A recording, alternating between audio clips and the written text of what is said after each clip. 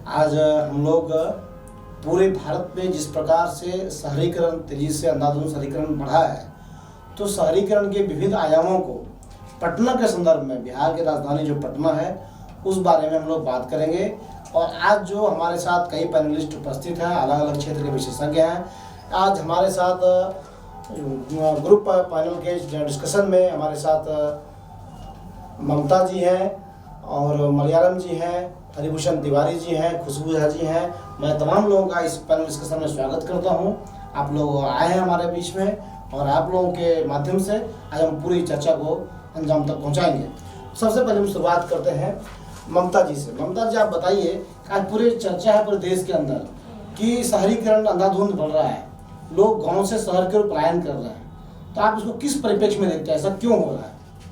सबसे पहला मुद्दा तो बेरोजगारी का आता है। जो शहर में जो लोग रहते हैं उनको थोड़ा बहुत रोजगार मिल जाती है, जो ग्रामीण वाले को नहीं मिल पाती है। तो ग्रामीण वाले सोचते हैं कि अगर शहर जाते हैं तो कुछ रोजगार मिल जाता है, तो उनके घर का परवरिश हो जाता है, दाल रोटी चल जाती है। सबसे पहला ये होता है। और इसको अगर हम देखें तो ये सही भी है और गलत भी है, दोनों है। क्योंकि कोई भी चीज़ का नकारात्मक और सकारात्मक दोनों पहलू होते हैं। तो ये सकारात्मक पहलू के तहत हम देख सकते हैं कि रोजगार के लिए लोग आते हैं। नकारात्मक के तहत हम देख सकते हैं कि शहरीकरण के दौरान जो पेड़ पौधे की कटाई हो रही है, जिससे हमारी पर्यावरण प्रदूषित हो रही है। और इसको देखते हुए प्राकृतिक आपदाएं हमारे सामने हैं, जो सब लोग महसूस करते हैं। बार बार भूकंप आना, सुखाड़ होना, बाढ़ होना, तो ये सब तमाम चीज़ें हैं। बहुत अच्छा, बहुत अच्छी बात कही कि लोग रोजगार के दृष्टिकोण से भी गांव से शहर की ओर जा रहे हैं। एम्प्लॉयमेंट की समस्या है और खेती में भी जो है काफ़ी कमी आई है। खेत का बंटवारा भी हुआ है। खेत जो पहले था वो बीघे में था, वो कट्ठे में हो गया, परिवार का आकार बढ़ा है, उस कारण से अनएम्प्लॉयमेंट की समस्या आई है। हम मलयालम जी से जानना चाहेंगे।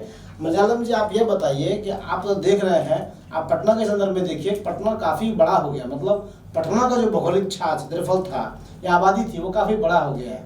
पटना ब्रॉड हो गया है, शहर बड़ा हो गया है। आज यहाँ कई समस्याएं हैं, आप इसको अनुभव कर रहे होंगे, चूँकि काफ़ी आपको अनुभव है। आप बताइए कि किस रूप में ऐसा हुआ है? सत्ता का केंद्रीकरण, स्वास्थ्य व्यवस्था का केंद्रीकरण, शिक्षा व्यवस्था का केंद्रीकरण और लोगों को शहर की ओर भागने की लालसा। लोग शहर की ओर ज़्यादा रहना पसंद करते हैं क्योंकि शिक्षा, स्वास्थ्य, सारी व्यवस्थाएं एक जगह सिमट करके रह चुकी है। आज पटना में 5 मेडिकल कॉलेज है, बगल में हाजीपुर है, वहाँ एक मेडिकल कॉलेज अस्पताल नहीं है, बगल में आरा, बक्सर, कहीं मेडिकल कॉलेज नहीं खुल रही है। शिक्षा की बात कीजिए तो पटना में पटना विश्वविद्यालय हो गया, चंद्रगुप्त विश्वविद्यालय हो गया, मौलाना मजहरूल हक अरबी फारसी विश्वविद्यालय हो गया। सारे के सारे विश्वविद्यालयों को पटना में एक जगह स्थापित किया जा रहा है, जिसका दुष्परिणाम हो रहा है कि लोग अब हाजीपुर के हैं तो उनको हाजीपुर में कोई विश्वविद्यालय नहीं मिल रहा है, अच्छा शिक्षा व्यवस्था नहीं मिल रहा है, जिसके दुष्परिणाम स्वरूप वो पटना आने के लिए मजबूर है।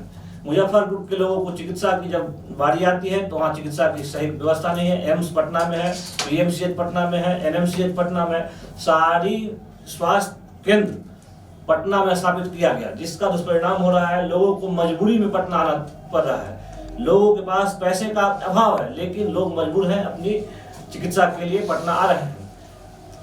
पटना गायघाट पुल के नीचे हम लोग देखते थे कि जल्ला रहता था और जलकुंभी उपजा हुआ रहता था, हम लोग सिंघाड़ा की खेती करते थे। आज बड़े बड़े महल का निर्माण हो गया है, जिसका दुष्परिणाम है तालाब भर रहा है तो जल की समस्या उत्पन्न हो रही है। बड़ी बड़ी इमारतों में लोग रह रहे हैं। आज हम कोरोना के संकट काल से दौड़ रहे हैं और कोरोना सबसे ज्यादा प्रभावित कर रहा है अपार्टमेंट में, क्योंकि अपार्टमेंट में लोग एक साथ हजार की संख्या में रहते हैं। और पटना हो, दिल्ली हो या बॉम्बे हो, हर जगह बड़े बड़े अपार्टमेंट में ही कोरोना का प्रभाव ज़्यादा पड़ रहा है। तो शहरीकरण के अंधी दौर में लोग गांव से तो शहर आ जाते हैं, लेकिन शहर से फिर गांव वापस नहीं जाना चाहते हैं। कुछ लोग थोड़ा सा इंटरप्ट करेंगे आपको कि आपने बिल्कुल सही कहा कि घर तो बढ़ा है, जनसंख्या बढ़ी है और शहर पर मतलब दबाव बढ़ा है, मतलब कि अपार्टमेंट कल्चर डेवलप हुआ है। तो मतलब ज़मीन वही है लेकिन रहने वाले लोगों की संख्या बढ़ गई है। तो आप ये बताइए कि इसका पॉल्यूशन पर क्या असर पड़ रहा है, मतलब प्रदूषण पर क्या है?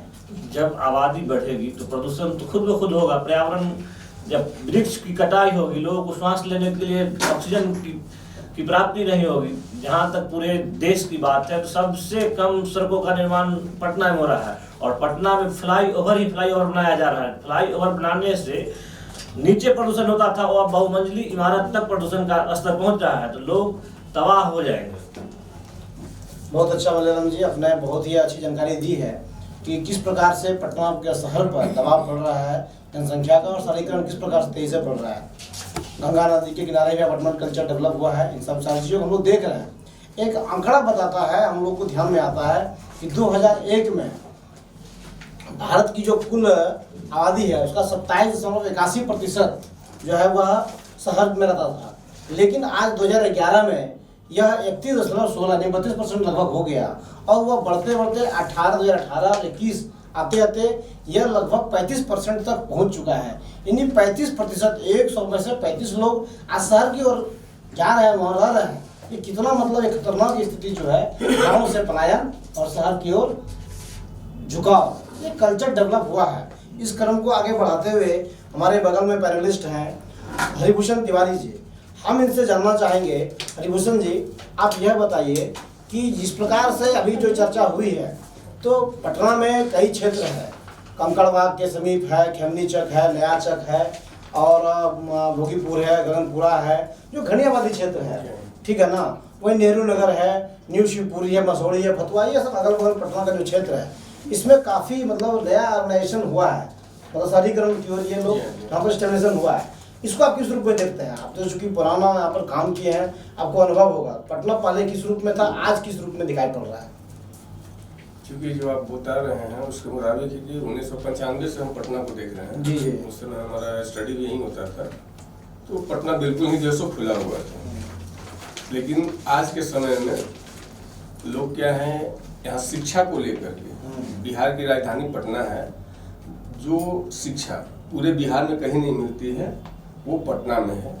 पटना एक शिक्षा का हब बना हुआ है, जिसके कारण लोगों का पटना की ओर ज़्यादा आकर्षण है। किसी भी तरह कंपटीशन की तैयारी करना है शिक्षा के क्षेत्र में, तो उनको पटना नहीं आना है, क्योंकि वो सुविधा उनको अपने क्षेत्र में नहीं मिल पाती है। और पटना का मेन जो है, ये शहरीकरण होने के पीछे जो क्षेत्रफल जो भागा है, उसके पीछे शिक्षा का बहुत बड़ा कारण है। बहुत अच्छा,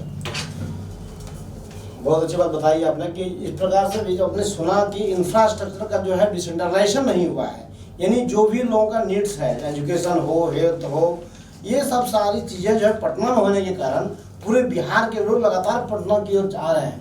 और यदि हमको ऐसा लगता है कि थोड़ा सा डिसेंट्रलाइज कर दिया जाए तो शायद इसमें बहुत हम लोग कामयाबी पा सकते हैं, और ये जो दबाव है ये कुछ कम हो सकता है। इसको आगे बढ़ाते हुए हमारे जो पैनलिस्ट हैं खुशबू झा जी, हम उनसे जानना चाहेंगे कि आप जो भी जिन बातों की आपने चर्चा सुनी अभी, उसके समाधान में क्या आपको लगता है? सरकार बहुत सारी योजनाएं चला रही है, अपने स्तर से, लेकिन इसको कैसे और उसको किया जाए ताकि ये समस्या कुछ कम हो और गांव का भी मतलब जो रौनक बना रहे, शहर भी अपने रूप में रहे और ये दबाव नहीं पड़े। समाधान की ओर आपको क्या लगता है, क्या किया जाए इसका? इसके समाधान के लिए सरकार को चाहिए कि गांव में भी कुछ इस प्रकार की योजनाएं लागू की जाए, जिनसे ग्रामीण क्षेत्र से जो बेरोजगार है शहर की ओर पलायन कर रहे हैं, ताकि उनको सुविधा हो, अपने ही गांव में उनको रोजगार का अवसर प्राप्त हो, शिक्षा की हो, नौकरी की हो। तो बहुत सारी ऐसी योजनाएं हैं जिनसे उनको अच्छा लगे, आगे बढ़े वो। मैंने एम्प्लॉयमेंट मतलब वो शहर से गांव की ओर जाए। जी, शहर से गांव की ओर जाए, ताकि शहर का भी पॉल्यूशन कम हो। शहर में पॉल्यूशन ज्यादा हो रहा है क्योंकि यहाँ पे जनसंख्या बढ़ रही है, गांव की घट रही है। हाँ, यदि गांव में सुविधा रहेगी तो स्वाभाविक रूप से गांव से लोग शहर नहीं आएंगे, और बढ़िया हॉस्पिटल भी मिल जाए, बढ़िया एजुकेशन मिल जाए, तो लोग क्यों आएंगे शहर की ओर?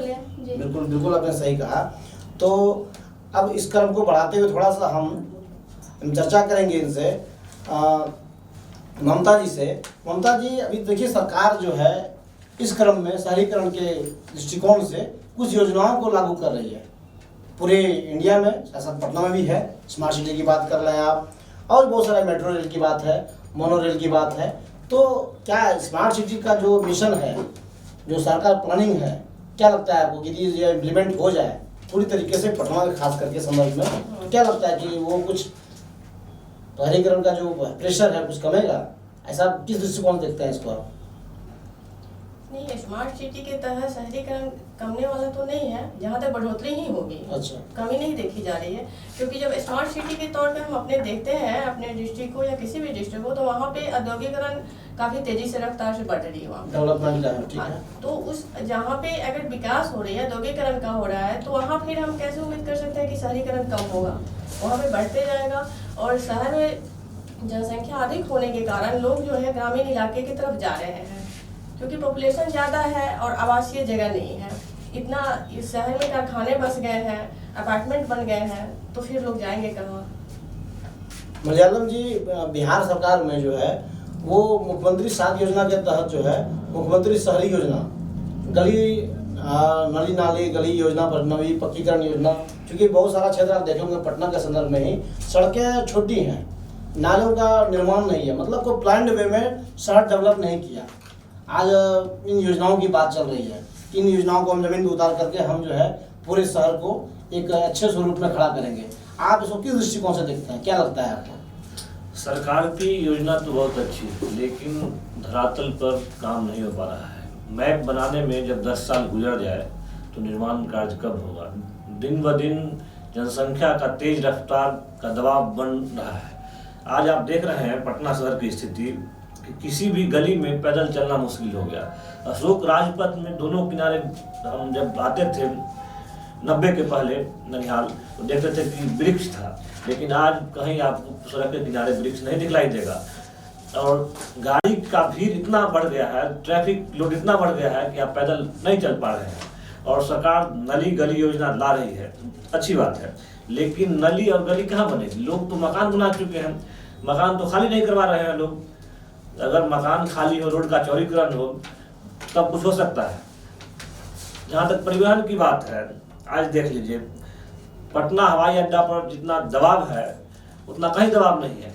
दरभंगा में एक हवाई अड्डा चालू होने से सबसे ज़्यादा लोड कम हुआ है पटना का। और उत्तर बिहार के लोग जो 5,000 रुपया खर्च करके आते थे दरभंगा से पटना हवाई जहाज पकड़ने, आज उनको 5,000 रुपये की बचत हो रही है। दरभंगा, सहरसा, पूर्णिया सारे लोग दरभंगा से फ्लाइट पकड़ रहे हैं। तो सरकार को चाहिए कि हर जगह, भागलपुर हो, पूर्णिया हो, मुजफ्फरपुर हो, बेतिया हो, मोतिहारी हो, गया, हर जगह हवाई यातायात की सुविधा देनी चाहिए। और रेल की बात जहाँ तक आती है तो रेलवे द्वारा सारी की सारी मुख्य गाड़ियाँ का प्रचालन पटना से किया जाता है। पटना से न करके उसको भागलपुर से शुरू करना चाहिए, गया से शुरू करना चाहिए, जिससे कि लोड कम, लोगों को पटना पर आश्रित नहीं होना पड़े। हाँ बिल्कुल है।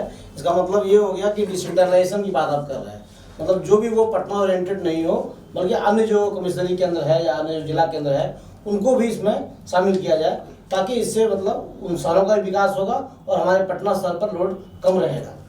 देखिए आपने बिल्कुल सही कहा, जमीन अधिग्रहण की बात है। अभी इसके पहले भी चर्चा हुई थी कि हमारा शहर डेवलप जो हुआ, लेकिन प्लान्ड वे में नहीं हुआ। लेकिन आप देखिए देश के कई ऐसे शहर हैं जो बिल्कुल प्लान्ड वे में हुए हैं। उसमें देखिए जमीन को अधिग्रहण किया जाता है पहले और प्लानिंग करके शहर को बसाया जाता है। यदि उस मॉडल पर काम किया जाए तो शायद बहुत अच्छा हो सकता है। आप देखिए नोएडा को देखिए, ग्रेटर नोएडा को देखिए, और फरीदाबाद को देखिए, मुंबई में है, गुड़गांव में है। मतलब उसके तर्ज पर यदि हम आने वाले समय में यदि हम प्लानिंग करते हैं, एक तरफ शहरीकरण भी बुरा नहीं है, शहर तो लोग आएंगे ही, वह स्वाभाविक प्रक्रिया है, फ्लाईओवर बनना स्वाभाविक है। लेकिन हम उसको यदि प्लानिंग करके बनाते हैं तो प्रॉपर वे में नालों का निर्माण होगा, प्रॉपर वे में सड़कें चौड़ी होंगी और प्रॉपर वे में लोगों को लाभ मिलेगा। कहने का मतलब यही है। क्या इसी बात पर सहमति है आपकी? तो यदि हम उस तर्ज पर भी काम करते हैं तो आने वाले समय में जो शहर डेवलप करेगा उसका विकास बेहतर तरीके से होगा। चलिए इसको आगे थोड़ा बढ़ाते हैं और तिवारी जी से हम जानना चाहेंगे। तिवारी जी देखिए, अभी बहुत सारी बात हुई, स्मार्ट सिटी की हम बात कर रहे थे, तो हरियाली योजना चल रही है बिहार सरकार के अंदर। चूँकि पर्यावरण की बात आ रही है कि पर्यावरण कैसे मतलब उसको ठीक रखा जाए, चूँकि जब जल है, जीवन है, पेड़ पौधे हैं, तभी हमारा अस्तित्व है, तभी हमारा जीवन है। तो क्या उसका लाभ मिलेगा या उसको कैसे, किस रूप में आप देखते हैं उसको? हरियाली योजना जो है वो बहुत अच्छी योजना है, इसको धरातल पर लाना होगा। इसके लिए सरकार के साथ साथ आम जनता को भी इसमें सहयोग देना होगा, भागीदारी करनी होगी, क्योंकि जब तक कि आम जनता की भागीदारी नहीं होगी सरकार की कोई भी योजना सफल नहीं हो सकती है। बिल्कुल बिल्कुल सही बात। और ये बिल्कुल ही अच्छी योजना है और हम सबको इसका समर्थन करना चाहिए। जल जीवन हरियाली बहुत ही आवश्यक है। खुशबू झा जी, एक आपसे अंतिम सवाल हम जानना चाहेंगे, चूँकि लोगों का बार बार ये आता है कि ठीक है हमारा शहर तो डेवलप कर रहा है, एजुकेशन हब के रूप में डेवलप हो रहा है, आज अपार्टमेंट कल्चर भी डेवलप हो गया। एक गंगा से जुड़ा हुआ सवाल है कि गंगा जो बगल से जो है लगभग 21 किलोमीटर का वो पुल सड़क है, तो गंगा का जल स्रोत भी मतलब काफ़ी वो पीछे मतलब भाग रहा है और बहाव भी नहीं है, तो क्या उसको किस रूप में आप देखते हैं? शहरीकरण तो है, सड़क बन रही है, पुल पुलिया फ्लाईओवर है, वो डेवलपमेंट का है, वो जरूरी भी है, लेकिन गंगा को किस रूप में देखते हैं? गंगा का भाव कैसे किया जाए? उसमें शहरीकरण जुड़ा हुआ चीज़ है, वो गंगा का पानी का स्रोत जो है वो हमारे जल से जुड़ा हुआ है, उसको किस रूप में देखते हैं आप? सबसे पहले तो गंगा जो है सो एक पवित्र नदी है, तो इस नदी का हमें जो है सो ये करना होगा, अच्छे से हम देख रेख करेंगे। जो हमारा नाले का कचरा है सारे जाके गंगा में मिलती है, तो इस चीज़ पे हमें रोकथाम करनी होगी कि नाला का कचरा गंगा में न जाए। और जो मिट्टी की कटाई हो रही है उस पर काफ़ी रोकथाम करना होगा, क्योंकि मिट्टी की कटाई से क्या होता है ना कि वो गंगा नदी जो थोड़ा सा और बढ़ते जा रही है। हाँ, गाद कहते हैं हाँ, कि मतलब गाद का निकालना होगा, हाँ, वो गाद जमने से क्या होता है, वो धारा उसकी भाग जाती है, धारा भाग जाती है और वो लगातार भाग क्योंकि रहा है। शहरी क्षेत्र का कटाव वो प्लानिंग में भी है, जी। क्योंकि अभी जैसे पटना शहर के अंदर बात करें तो मेट्रो सिटी की बात, मेट्रो रेल की बात है, 200 करोड़ का प्रोजेक्ट है, गंगा का पुल तो बन ही रहा है, वो दिखाई पड़ रहा है, साथ साथ गाद के निकालने की बात चल रही है, वो अगले स्टेप में है।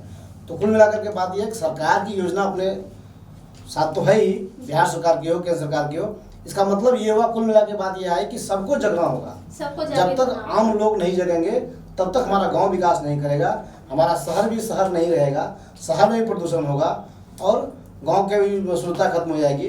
तो कुल मिलाकर के ये है कि डिसेंट्रलाइजेशन करना होगा, जो इंफ्रास्ट्रक्चर है, चाहे सड़क की बात हो, नाली की बात हो, स्कूल की बात हो, हॉस्पिटल की बात हो, सब सारा चीज़ जो है हर शहर में विकास करना होगा, तब जाकर के हमारा शहर बचेगा। क्योंकि चर्चा कर रहे थे हम लोग, पटना किस रूप में था 20 साल 25 साल पहले, आज किस रूप में है, सघन आबादी है, अभी हम लोग देख रहे हैं जाम की समस्या है, जो 20 मिनट लगता था जाने में आज वहाँ घंटों लग रहा है, ये बहुत बड़ी चुनौती है कि नहीं। चलिए, बहुत अच्छा लगा आप लोग आए और हमारे इस पैनल डिस्कशन में अपना भाग लिया। मैं आप तमाम मेहमानों को इस स्वच्छ मीडिया की ओर से धन्यवाद देता हूँ, बहुत बहुत धन्यवाद।